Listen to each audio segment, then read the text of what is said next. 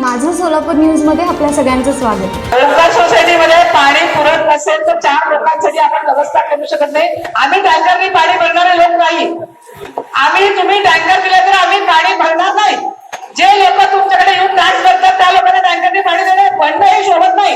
ते पाणी पुरवण्यासाठी काय करणार ते सांगा।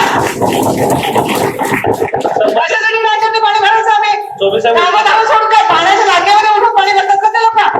ऑफिसर लोकांची कॉलनी आहे। लोक टॅक्स देत नाहीत का? त्याच्यासाठी एक मोठी लाईनची जोडणी करणार आहे, त्याला हे सांगा आधी मग। रेल्वे क्रॉसिंग टँकरनी पाणी देऊ का? उत्तर काय? तक्रार मिठेपर्यंत ते करावं लागणार। तक्रार मिठेपर्यंत आम्ही टँकरनी पाणी भरणार लोक का? मी राहतो तिथं, मी काय टँकरमध्ये पाणी भरू का तिथं? नाही, असं उत्तर सांगणार नाही सर।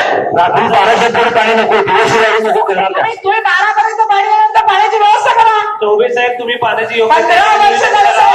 जागेवर जे काय म्हणतात ना ते जागेवर जाऊन तिथं काय केलं पाहिजे ते उपाययोजना करून द्या।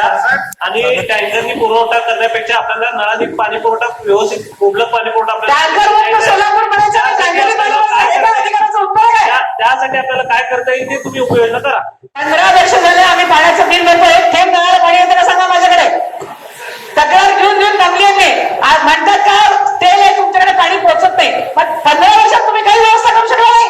हातगाडीच्या नागरिकाची ही बोंब आहे। टॅक्स वसूल करायचा तर करायचा, पाणी द्यायचं नाही। मग टॅक्स भरणं बंद करू।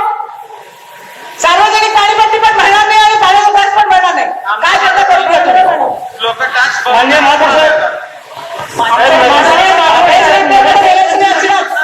सभागृहाला जबाबदारीने उत्तर द्यायचं, बेजबाबदारपणे बोलायचं नाही। माझं सोलापूर न्यूज या यूट्यूब चॅनलला सबस्क्राईब करा आणि बेल आयकॉन प्रेस करायला विसरू नका।